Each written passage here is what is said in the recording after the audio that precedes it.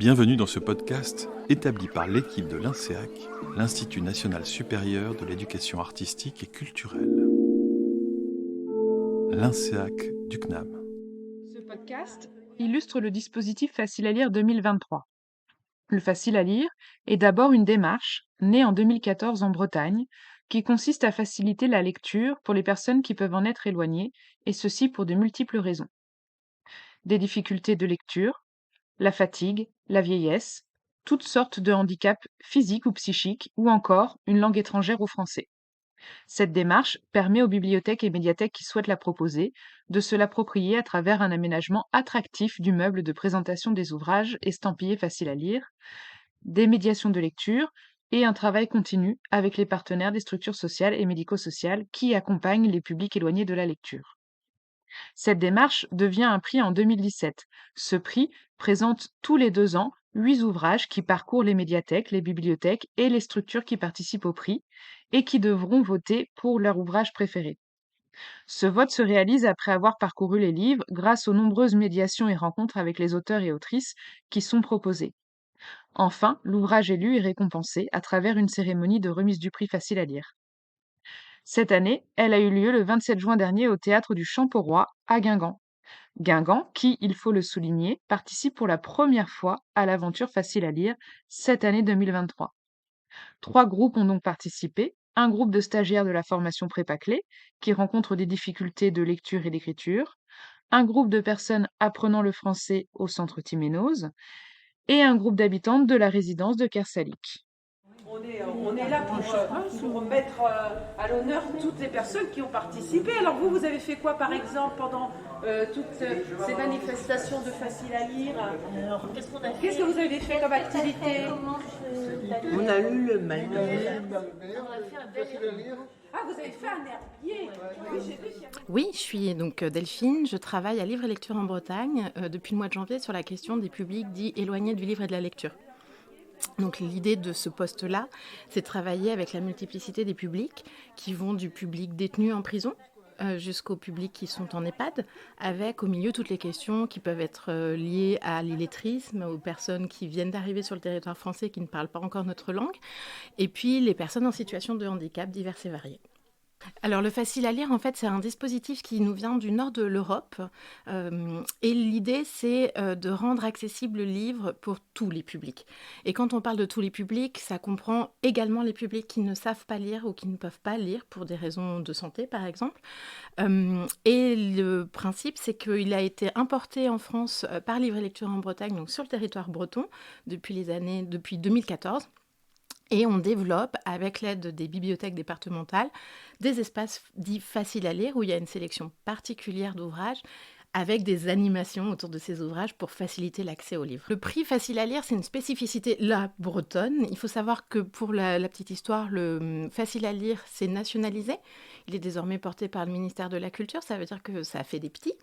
Et sur le territoire breton, on est en train de fêter aujourd'hui la 4e édition du prix Facile à lire, qui est donc un prix où les bibliothèques vont participer avec des publics dits éloignés du livre et de la lecture, et ils vont faire des animations, et ce qui va permettre aux participants de voter pour leur livre préféré.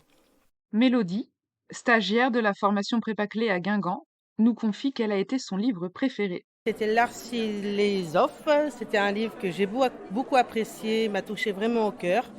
Et les autres livres, c'était difficile à lire. Et celui-là, j'ai trouvé qu'il était simple et facile à lire. Émilie Lemonnier est médiathécaire et responsable du secteur adulte à la médiathèque de Guingamp. Elle a participé pour la première fois au prix Facile à lire cette année 2023. C'est elle qui a accompagné les 3 groupes participants de Guingamp autour de médiations riches et variées. Elle nous présente ici son regard sur le dispositif. Le dispositif Facile à lire, ça me tenait à cœur parce que la phrase que j'ai retenue de toutes les formations, de toutes les interventions des professionnels, c'est simple mais pas simpliste. Et pour moi, c'est vraiment la phrase clé pour essayer d'aller vers des publics éloignés de l'écrit, mais de façon bienveillante, sans jugement. Et pour moi, le Facile à lire, c'est toute la bienveillance de notre métier vers des publics qui sont forcément difficiles à faire venir en médiathèque. Mais justement, ceux qui entrent dans la médiathèque, c'est à moitié gagné. Là, c'est à nous de sortir et de montrer que rien n'est impossible et que même si on a une particularité qui nous empêche peut-être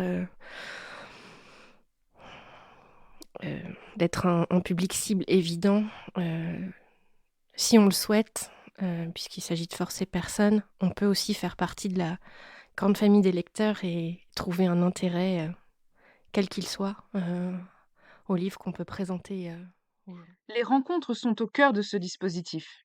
Elles sont riches et souvent très émouvantes, aussi bien pour les auteurs et autrices que pour les lecteurs et lectrices.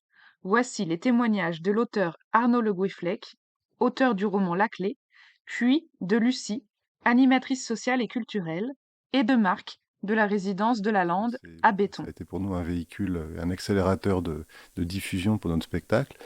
Et donc, ça a été l'occasion aussi de rencontrer le public. Donc là, le pari a fonctionné. Et ce qui nous a beaucoup intéressé, c'est de pouvoir rencontrer un public différent de celui qu'on aurait imaginé au départ, un public qu'on peut rencontrer dans le cadre de Facile à lire. Donc il y a eu beaucoup de rencontres très émouvantes, très intéressantes et très spontanées, très enrichissantes pour nous. Patricia Espel qui a écrit L'écharpe rose. Donc on l'a rencontrée à la médiathèque de Béton.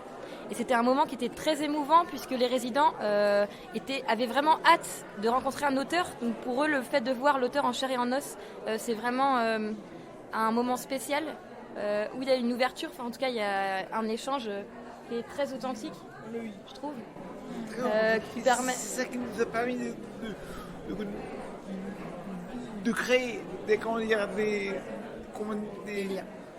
Le prix confère une dimension plus profonde à ce dispositif. Bien souvent, les publics touchés par le facile à lire sont des personnes à qui on ne demande pas ou bien on ne demande plus leur avis. Ici, leur avis compte. Ils vont devoir choisir, argumenter et voter pour leur ouvrage préféré. Azélis Toupin, coordinatrice de la formation Prépa-Clé à Guingamp, nous partage son point de vue sur le vote. Alors, la forme de prix littéraire décerné par des lecteurs, je trouve que ça permet aussi d'être actif, d'être acteur. C'est-à-dire qu'on va lire un livre, mais en plus on va donner son avis et choisir un auteur ou un ouvrage qu'on aime. Donc je trouve que ça entraîne une grande implication dans la lecture. Ça donne aussi ça permet des échanges entre les personnes qui peuvent avoir des avis différents, etc. Donc ça, c'est aussi une compétence qu'on travaille beaucoup en formation, le fait de donner un point de vue argumenté, aussi d'écouter les points de vue des autres, de les accepter et voilà, de pouvoir interagir même si on n'est pas d'accord. Voilà, ça donne vraiment ça, le fait, cette forme de prix littéraire. Je trouve que ça donne vraiment un objectif en fait à la lecture et ça fonctionne en fait ce côté ah oui c'est nous qui allons décider. Je trouve que voilà ça met aussi en valeur le lecteur.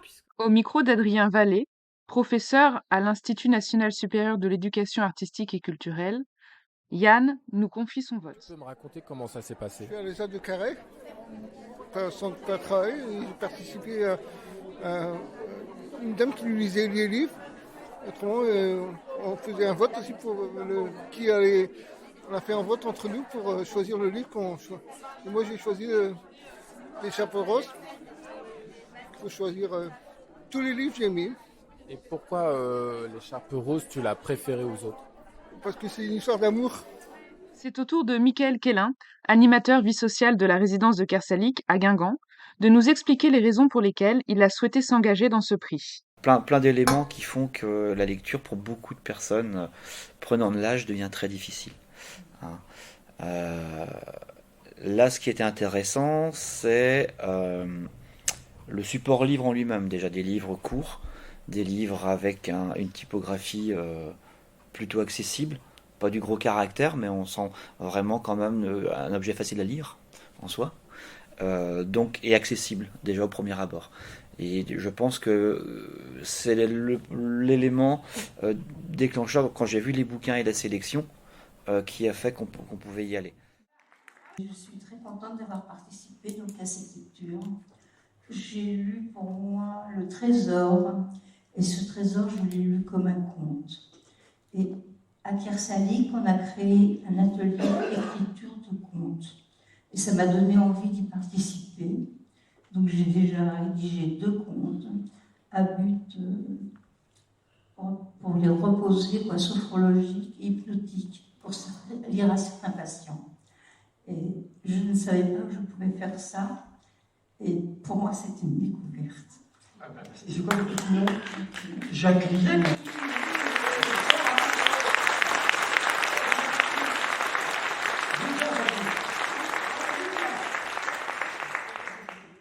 Bonjour, je ne m'attendais pas du tout à me trouver ici aujourd'hui.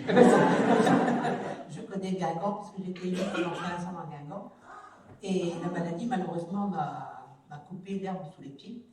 Et maintenant, je me trouve à la résidence Kersalik. Je ne lisais plus depuis une dizaine d'années. Et Michael nous a demandé de participer à cet atelier lecture. J'ai adoré. Et depuis, j'ai recommencé à lire. Donc, voilà.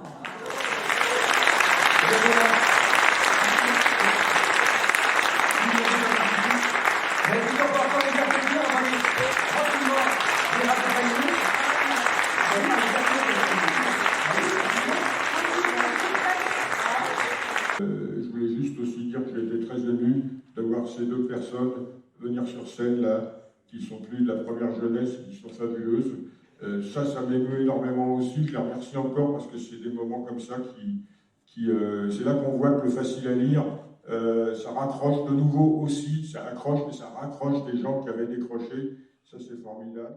Médéline, stagiaire de la formation prépa-clé au CLPS de Lannion, nous dévoile enfin l'ouvrage gagnant pour cette année dans une ambiance festive. Qu'est-ce que vous pouvez nous dire déjà sur cet événement, cette action facile à lire? Comment vous êtes rentré là-dedans et qu'est-ce que ça vous a fait, vous? Moi, en fait, je suis sur prépa-clé, donc en remise à niveau. Et du coup, en fait, on a eu la chance aussi, avec la médiathèque de Lannion, de pouvoir avoir le prix facile à lire et d'avoir tous les livres à lire. Et donc on en a lu tout seul et on en a lu aussi avec les formatrices. Voilà, on le fait en direct dans les spectacles vivants. Alors, c'est qui? Alors attention, on va voir c'est qui? C'est l'herbier philosophe.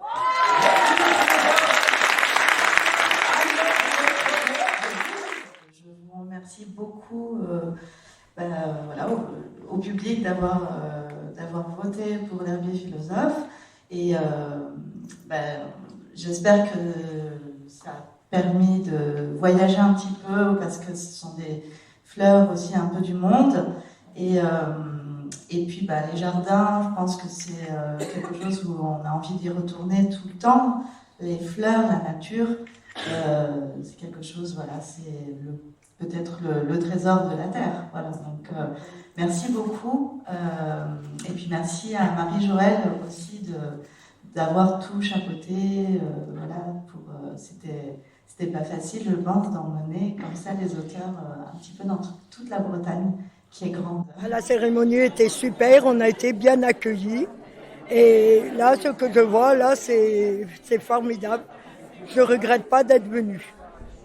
Et dans 2 ans, je crois, ou je ne sais plus, dans 4 ans, dans 2 ans, si je peux refaire, je referai facile à lire. Vous êtes l'autrice du livre L'herbier philosophe qui a remporté le prix facile à lire pour cette édition 2023. Tout d'abord, une première question. Est-ce que vous connaissiez la démarche facile à lire avant d'y participer en tant qu'autrice ? Absolument pas. En fait, on a été même très surprise de cette sélection parce qu'au départ, c'était assez déroutant. On s'est demandé facile à lire, mais dans quel sens en fait? Parce que facile à lire, est-ce que c'est parce qu'il y a peu de mots? Est-ce que les mots sont faciles? Voilà, on était très déroutés au départ.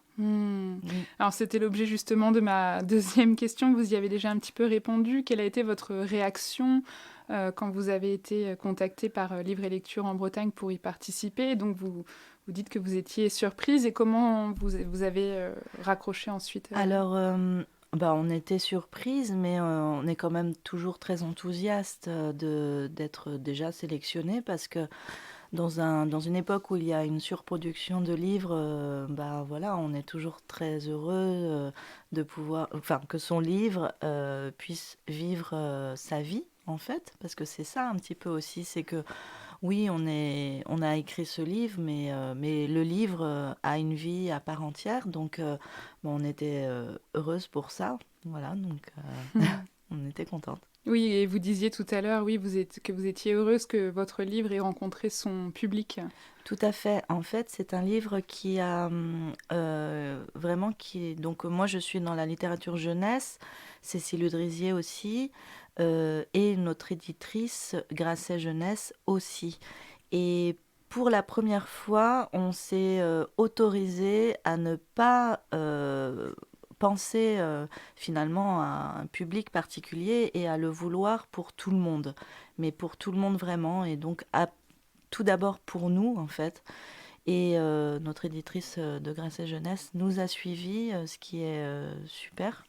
Voilà, donc, et ce qui est, donc, oui, c'est ce que je disais tout à l'heure, ce qui est beau, en fait, c'est de voir que le public a rejoint, en fait, le titre, quoi. Mmh. Et vous avez participé vous-même à des rencontres ? Oui, tout à fait. J'ai participé à 6 rencontres, je crois. Oui, c'était très étendu, donc de Lorient à Dinan, en passant par Pléné-Jugon, Saint-Martin-des-Champs, voilà, et Locmiquélic, et j'en oublie certainement, avec des très très beaux souvenirs à chaque fois. J'allais vous demander si vous aviez un souvenir marquant parmi ces rencontres. Ah, j'en ai eu un à chaque fois, je pense, et je sais qu'à Locmiquélic, j'ai adoré la façon dont le public a partagé ses souvenirs, en fait, ses souvenirs, ses poèmes qu'ils avaient écrits, eux, dans leur jeunesse. Ça, c'était un moment très fort. Il y a eu aussi à Pléné-Jugon un accueil très très chaleureux avec le bibliothécaire qui nous racontait toute l'histoire de Pléné-Jugon. Il y a eu à Lorient, dans le regard d'une participante, des étoiles dans les yeux. Et bon, voilà, on se dit... on sert à quelque chose. Et justement, j'avais une dernière question. Est-ce que le fait de participer à un prix littéraire dédié à des personnes qui ont des difficultés pour tout un tas de raisons différentes avec la lecture, est-ce que vous pensez que ça change ou que ça va impacter votre écriture ? Alors, je pense pas. C'est-à-dire que on essaye, quand on est dans le faire, de faire le livre, donc dans la création, de ne réfléchir à rien d'autre que juste une envie qui nous anime. Et donc, moi, j'ai cette impression que si je commence à réfléchir pour qui je l'écris ou tout ça, je vais me mettre des bâtons dans les roues et on se censure pas mal déjà. Donc non, j'essaye de pas... Finalement, je les écris toujours pour moi, les livres, au tout début. Voilà, parce que je me connais. Donc, mais oui. Je pense pas que ça... Je dis ça, mais l'inconscient fait beaucoup. Donc c'est possible, mais ce sera pas conscient. Parmi toutes les médiations qu'on a pu faire. Émilie Lemonnier. Peut-être que celle qui m'a le plus marquée, c'est celle autour de l'herbier philosophe, justement, qui vient de gagner le prix, avec les résidents de Kersalik. Parce que quand j'étais allée les voir la semaine précédente pour leur présenter la sélection, l'herbier philosophe n'était pas du tout parmi leurs favoris. On avait une spécialiste des plantes parmi nous qui me disait c'est pas un vrai herbier, on peut pas reconnaître les plantes. Et je les ai invités à une sieste musicale, c'est-à-dire que j'avais sélectionné des musiques douces et je les ai invités à fermer les yeux pour leur lire très doucement chaque phrase. Et ensuite, on a discuté de nos impressions, de nos ressentis, et elles m'ont avoué que cette lecture, les yeux fermés et en musique, leur avait fait changer d'avis sur le livre et qu'elles y avaient trouvé un intérêt. Et pour moi, c'était une formidable victoire. Elles ont parlé de leur enfance, de leur rapport aux plantes, à la nature. On a discuté aussi des mots qui désignent les plantes, comme l'amour en cage, par exemple. Et comme le disait une collègue tout à l'heure sur la scène, c'était un prétexte à une discussion. On s'enrichit mutuellement et j'ai appris beaucoup de choses grâce à toutes ces rencontres. Mais d'abord, ce que je vous invite à faire, c'est vous laisser bercer par la musique, les petits oiseaux, la détente. Et même si vous arrivez à fermer les yeux, c'est encore mieux, je pense, pour se laisser aller dans le livre. Et je vais vous le lire et on verra après si ça a évoqué quelque chose en vous que vous avez envie de partager. Ça vous va comme ça ?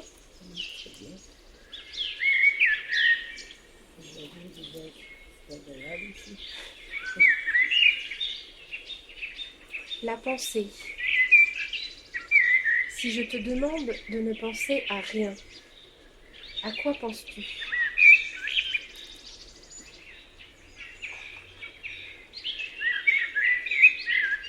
La canne à pêche des anges. Sans hameçon au bout de leur canne, que peuvent bien pêcher les anges ?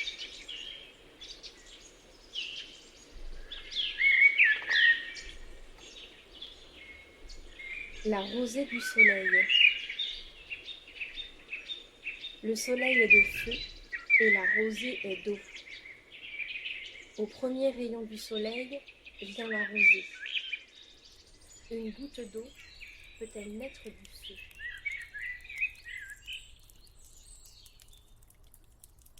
Que l'on soit lectrice ou lecteur, autrice ou auteur, ou encore bibliothécaire, médiathécaire, l'aventure facile à lire semble marquer les esprits. Elle a été l'occasion de rencontres surprenantes. Les personnes qui ne pensaient pas ou plus pouvoir lire ont découvert ou redécouvert les bibliothèques et les livres, et leurs auteurs ou autrices ont rencontré des publics différents, peut-être même inhabituels.